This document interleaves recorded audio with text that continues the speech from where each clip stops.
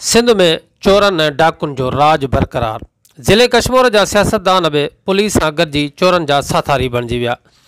बदअमनीअ ते ज़ाब्तो आणणु तोड़े ॻोठाणनि खे महफ़ूज़ रखण लाइ ॻोठ नसीर मोहम्मद गोलो में राति 8 बजे खां पोइ ॻोठ जे मुअज़्ज़िन कर्फ्यू लागू करे छॾियो।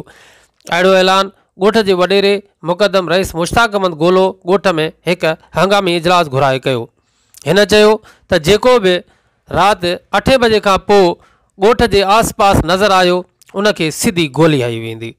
हिन चयो त असांजा ॻोठ जा जेके नौजवान फोर्स जेका हूंदी उहा मोर्चा बंदि हूंदी ऐं 8 बजे खां पोइ कंहिं बि अहिड़े गिरे नथू खैरे खे हिते ॾिठो वियो त उनखे सिधो फायर हयो वेंदो।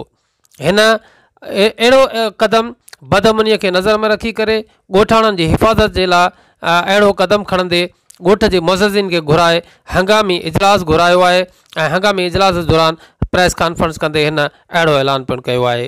जीअं त मां मुश्ताक अहमद रईस गोलनि जो वॾो मुक़दम ॻोठ नसीर मोहम्मद गोले जो अर्ज़ु थो कयां पंहिंजे पड़ोसी मुक़दम रईस मोतबर ॻोठ वारनि खे ज़ात वारनि खे अपील थो कयां त 8 बजे खां बाद असांजे ॻोठ में कोई बि गुज़र न करे, छो जो ॾींहों ॾींहुं हालत बदतर थी वञे था। अॻे बि असांजा 2 हमरा अगवा थिया, कल्ह राति बि असांजे हिकिड़ो हमरा खे अगवा करणु पिया, लेकिन फायरिंगनि में वठ में असांजो ॿार बची वियो।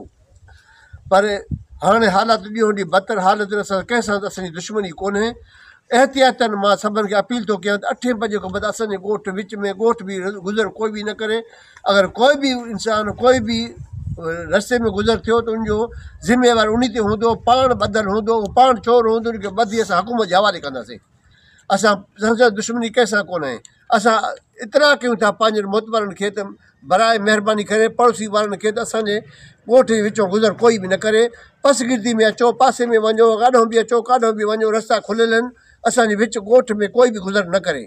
मां पंहिंजे हद जे सरदार MNA साहिब खे, सरदार साहिब वारनि खे, सूबाई MP आहे उनखे अर्ज़ु कयां त असांजे हिदायत करे असां शरीफ़ूं, असांजो हिन टाइम ते कंहिंसां दुश्मनी बि कोन्हे, न असां कंहिंसां पिटाई बि आहे।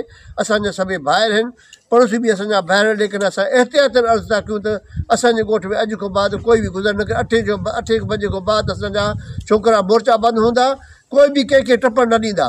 कोई बि नुक़सानु थियो, कोई बि ज़िम्मेवारी थियो त उनजो नुक़सानु उहो पाण ज़िम्मेवार उहो आहे, असां ज़िम्मेवार कोन आहियूं। असां एतिरा कयूं था, बार ऑफिसरनि खे बि हिन नेट जे ज़रिए हिन ज़रिए असां ॿुधायूं था त बराए महिरबानी करे एहतियातन अॼु खां बाद 8 बजे खां बाद असांजे ॻोठ में कोई गुज़र न करे। सुभाणे सुबुह जो 7 बजे ते 6 बजे ताईं ॾींहं जो तव्हांजो रस्तो खुलियल आहे, तव्हां बिलाश अचो वञो। असां सां कंहिंसां दुश्मनी कोन्हे, न रोड बंदि बि आहे, न रस्तो बंदि बि आहे। अस्सलाम वालेकुम।